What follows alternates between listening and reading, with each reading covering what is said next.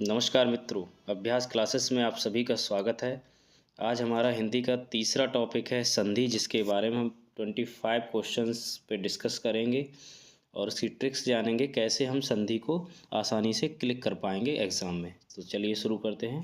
Question number 1 पे बढ़ते हैं। दयानंद में प्रयुक्त संधि का नाम है गुण संधि, दीर्घ संधि, व्यंजन संधि, यण संधि। अब चारों संधि आपके सामने हैं। अब दयानंद शब्द को समझते हैं कि दयानंद शब्द को कैसे तोड़ा जाए। सबसे पहले शब्द को तोड़ने की प्रक्रिया को समझते हैं कि दो शब्द ऐसे कौन से इसमें हैं।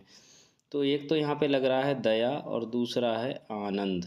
दया और आनंद, इसका मतलब हुआ यहाँ पे जो मात्रा प्रयोग हुई है बड़ा आ की मात्रा। सबसे पहले मात्रा समझ जाओगे यहाँ पे, कहाँ पे, जहाँ से शब्द टूटा है वहाँ पे मात्रा कौन सी, तो बड़ा आ।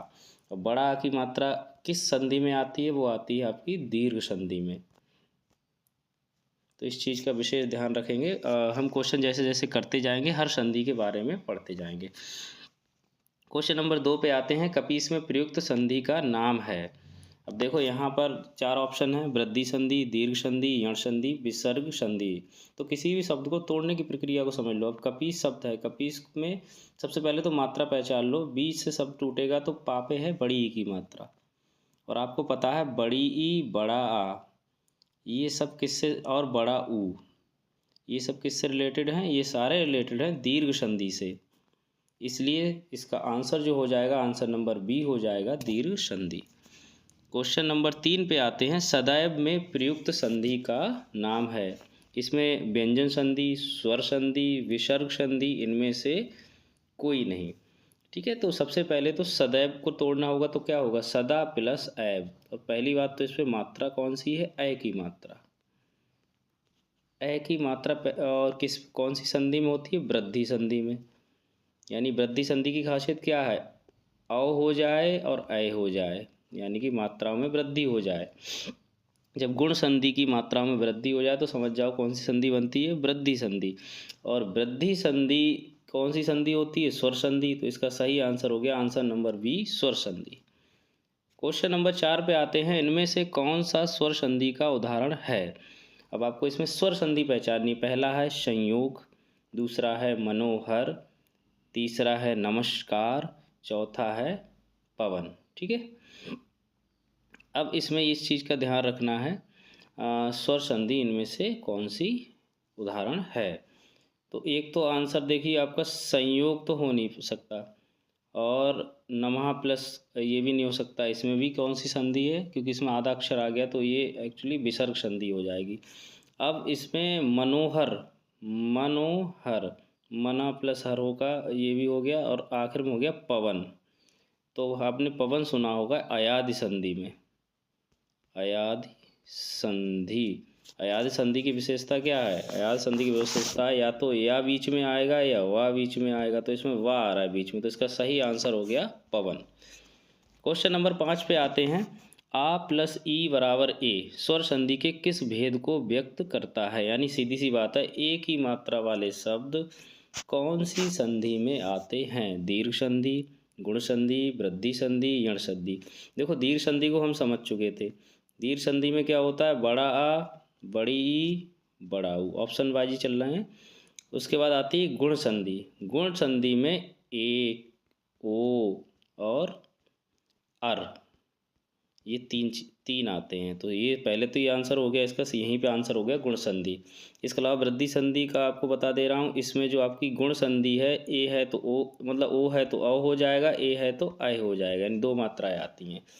इसके अलावा आपकी यण संधि में या और वा और रा, ये शब्दों का प्रयोग होगा। चलिए शुरू करते हैं, अगले क्वेश्चन पे बढ़ते हैं। प्रश्न नंबर 6 पे, निम्नलिखित शब्दों में से किसमें व्यंजन संधि है। अब आपको ये पहचानना है इनमें से व्यंजन संधि किसमें है।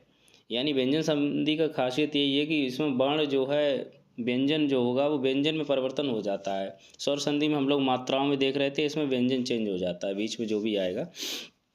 पहला है सप्तऋषि, दूसरा है निराधार, तीसरा है शतकार, चौथा है हिमालय। ठीक है, तो अब इसमें समझ लेते हैं। जैसे सप्तऋषि है तो सप्त प्लस ऋषि, तो ये तो नहीं हो सकती। निरहा प्लस आधार, ये भी नहीं हो सकती, निर प्लस आधार। और तीसरा है सत्कार, यानी सत्कार में सत्कार जो शब्द है उसमें सद प्लस कार यानी दा का ता हो जाता है। कहने का मतलब है सद प्लस कार तो सत्कार। तो इसमें जो सही आंसर आपका हो गया 6 का सी हो गया। क्वेश्चन नंबर 7 पे बढ़ते हैं। अधा प्लस गति, अधोगति किस संधि का उदाहरण है?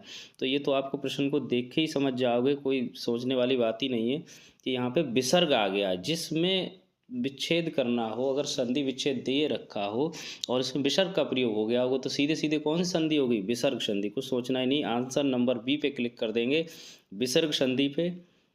आगे बढ़ते हैं क्वेश्चन नंबर 8 पे। क्वेश्चन नंबर 8 कह रहा है निम्नलिखित में से कौन सा शब्द वृद्धि संधि का उदाहरण नहीं है? अब आपको इसमें वृद्धि संधि मैंने पहले ही बताया था। वृद्धि, वृद्धि मतलब मात्राओं में वृद्धि, और सबसे बड़ी मात्राएं कह सकते हैं दो होती हैं, तो दो में एक तो अ आ गई, अ की मात्रा, एक आ गई औ की मात्रा। अब जरा पहचानते हैं इनको। पहला है सदैव, जलौग, गुरुपदेश, परमोदार्य। अब देखो इसमें नहीं है वाला पहचानना है, तो अ की मात्रा इसमें भी है तो ये भी हो गया। अब औ की मात्रा इसमें भी है तो ये भी हो गया, और परमोदार्य इसमें भी औ की मात्रा है। गुरु उपदेश को अगर विच्छेद करोगे तो दो में होगा, गुरु प्लस उपदेश, गुरु प्लस उपदेश। तो यहाँ पर जब विच्छेद करने पर ए आय और औ की मात्रा नहीं है यहाँ पे, तो इसका मतलब क्या हो गया? इसकी जो संधि है वो वृद्धि संधि नहीं है। प्रश्न नंबर 9 पे बढ़ते हैं। निश्चल का सही संधि विच्छेद है। निश्चल, पहली बात जितने भी आधे वाले शब्द होते हैं जनरली वो विसर्ग संधि में आते हैं या फिर व्यंजन संधि में। तो यहाँ पे चूंकि हर जगह विसर्ग संधि है, नी प्लस चल, निस प्लस चल, निस प्लस चल और नी प्लस चल। इसका सही आंसर आपका हो जाएगा डी, यानी नि प्लस चल, निश्चल। और मैं विसर्ग संधि के बारे में थोड़ा बता दे रहा हूँ आपके लिए, इसी क्वेश्चन पे ये आया है बीच में। तो विसर्ग संधि की पहचान करने के लिए आपको जो शब्द आप तोड़ोगे उनमें एक तो ओ की मात्रा हो सकती है, आधा सा होता है, विसर्ग की जगह पे विसर्ग आ जाएगा या इनकी जगह पे तोड़ने पे, या आधा रा, या आधा सा ये वाला शलजम वाला, या षटकोण वाला सा। सीधी सी बात है, विसर्ग हटने पर ये शब्द आ जाएंगे और इनको तोड़ोगे तो इनकी जगह पे विसर्ग आ जाएगा। बस इतना सा ध्यान रखना है। प्रश्न नंबर 10 पे आते हैं। स्वागत में प्रयुक्त संधि का नाम है। व्यंजन संधि, यड़ संधि, दीर्घ संधि, वृद्धि संधि। और हमने अभी अभी थोड़ी देर पहले बताया था कि स्वागत यानी आधा सा, सु प्लस आगत, तो सही आंसर इसका हो गया आपका यण संधि। सीधी सी बात है, यण संधि है, इसमें वा हो जाता है। यण संधि में या, वा और रा इन शब्दों का प्रयोग होता है, ठीक है, विच्छेद करने में। प्रश्न नंबर 11 पे आते हैं। गायक का सही संधि विच्छेद है। गा प्लस अक, गय प्लस अक, गय प्लस यक, गय प्लस यक। तो प्रश्न नंबर 11 का पहले तो मैं आपको सही आंसर बता दे रहा हूँ, गय प्लस अक। प्रश्न नंबर 12 पे आते हैं। निम्नलिखित में से एक शब्द संधि की दृष्टि से अशुद्ध है, उस शब्द की पहचान कीजिए। यानी जो जिसकी संधि नहीं हो सकती सही से, या इसमें दे नहीं रखी सही से, उसको हमें पहचानना है। तो 12 का ऑप्शंस पढ़ लेते हैं पहले। पहला है तथैव, ये भी ठीक है। नंबर 2 है तथापि, ये भी ठीक है। तदाकार, ये भी ठीक है। ऑप्शन नंबर डी है यहाँ पे गलत, के तदुपरांत होता है, ना कि तदुपरांत, तदुपरांत। इस चीज़ का ध्यान रखेंगे, इसमें छोटे ऊ की मात्रा आ जाती है कि तदो प्लस परांत, तो तदुपरांत। प्रश्न नंबर 13 पे आते हैं। व्यर्थ शब्द किन वर्णों की संधि हुई है? व्यर्थ शब्द में किन वर्णों की संधि हुई? यहाँ पे हमें वर्ण बताने हैं किन की संधि हुई है। पहला है ई प्लस अ, यानी छोटी प्लस छोटा आ, छोटी प्लस छोटा ऊ, छोटी प्लस ए, बड़ी प्लस आ। तो क्वेश्चन नंबर 13 है, उसका सही आंसर पहले बता दे रहा हूँ, छोटी ई प्लस आ। ठीक है। प्रश्न नंबर 14 पे आते हैं। उच्छ्वास का सही संधि विच्छेद है। तो सबसे पहले इसमें चूँकि आधा अक्षर आया है उच्छ्वास, तो ये तो एक तरह से व्यंजन संधि है। तो इसमें आपको ये पहचानना है कि कौन सा शब्द किस में बदला है। जैसे उच्च प्लस श्वास है, उत प्लस श्वास है, उद प्लस श्वास है, उच्च प्लस वास है। तो क्वेश्चन नंबर 14 का जो सही आंसर है वो है 14 के बी, उत प्लस श्वास। ठीक है, उत प्लस श्वास।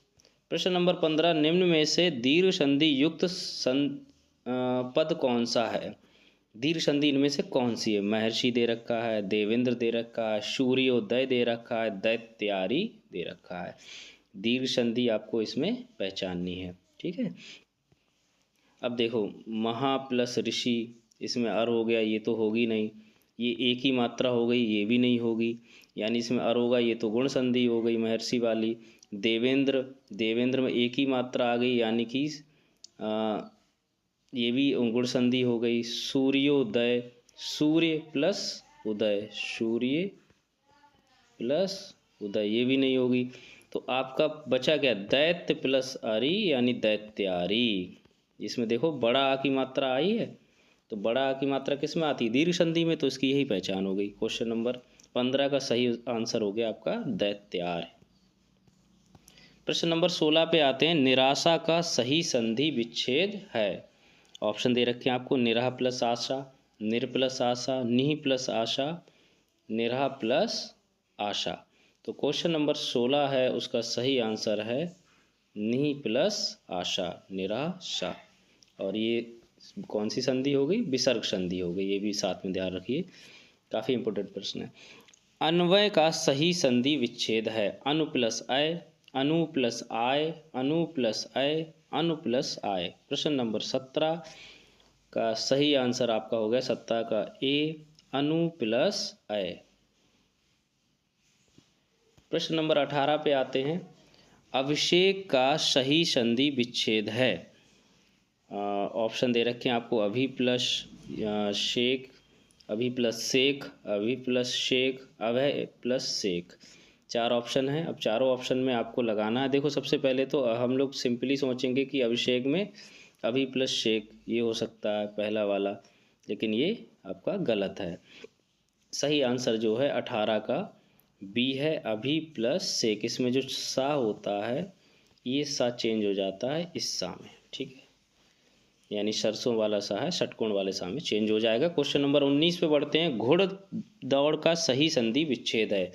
ये तो एक तरह से आप ऐसे भी समझते हैं, घुड़ दौड़ यानी घुड़ दौड़ क्या होता है, घोड़ों की दौड़, तो इसको लिख सकते हैं घोड़ा प्लस दौड़। कायदा में तो यही होना चाहिए, घोड़ा दौड़, घुड़ दौड़ यानी घोड़ा दौड़। तो अब इसके ऑप्शन देख लेते हैं, घुड़ प्लस दौड़, घोड़ प्लस दौड़, घोड़ा प्लस दौड़, इनमें से कोई नहीं। तो अभी मैंने जो बताया आंसर नंबर 19 का होगा सी, घोड़ा प्लस दौड़। प्रश्न नंबर 20 पे आते हैं, मतैक में कौन सी संधि है। यानी मतैक जो शब्द है उसमें कौन सी संधि आपको पहचाननी है।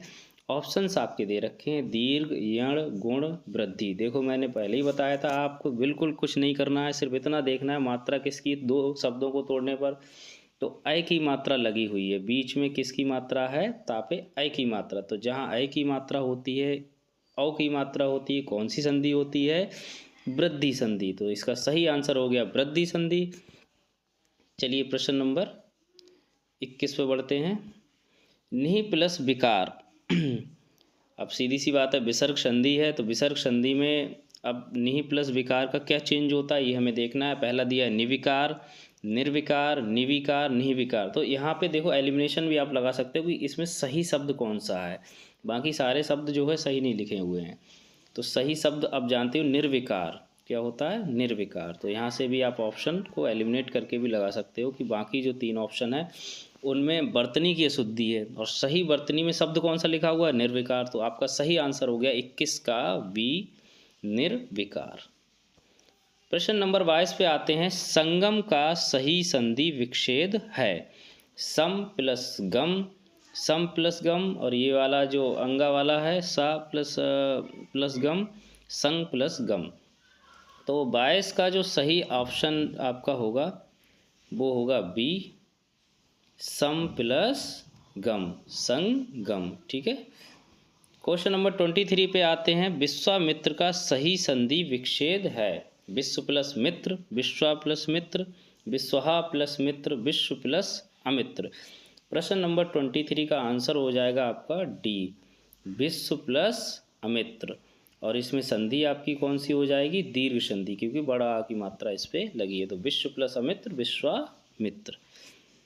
क्वेश्चन नंबर 24 पे आते हैं। महोदय का संधि विच्छेद है। कई बार पूछा गया ये प्रश्न, काफ़ी इंपॉर्टेंट भी है। महो प्लस दय, महा प्लस उदय, महान प्लस उदय, महा प्लस उदय। देखो इसमें पहले तो आप एलिमिनेट करोगे तो यहाँ से पता, महो प्लस दय का कोई मतलब है नहीं यहाँ पे, ये तो हो नहीं सकता, तो ये गलत हो गया। महा प्लस उदय शब्द भी कुछ नहीं है। महान उदय और महाउदय, इसमें थोड़ी आप कंफ्यूज हो सकते हो। तो महान उदय का कोई मतलब नहीं है। सही आंसर जो आपका हो गया महा प्लस उदय। ठीक है, महोदय। और ओ की मात्रा जिसमें होती है वो कौन सी संधि होती है? गुण संधि। तो महोदय में संधि कौन सी हो जाएगी? गुण संधि। प्रश्न नंबर 25 पे आते हैं। स्वर संधि के कितने भेद हैं? तो क्वेश्चन नंबर 25 में 3, 4, 5, 7 ये ऑप्शन दे रखे हैं। तो आपका सही आंसर इस तो आपको पता ही होगा 5 हैं, भूलना नहीं है। स्वर संधि के 5 हैं। कौन कौन से बता दे रहा हूँ। नंबर 1 पे है दीर्घ संधि, फिर है गुण संधि, फिर है वृद्धि संधि, फिर है यण संधि, और फिर है अयादि संधि। ये आपका हिंदी का जो है संधि का ख़त्म होता है यहीं पे। अगला जो आने वाला है वो उपसर्ग का हम लेके आ रहे हैं, चौथा उपसर्ग और प्रत्यय का। इसी तरह चैनल को सब्सक्राइब और प्यार देते रहिए। बहुत बहुत धन्यवाद, आभार।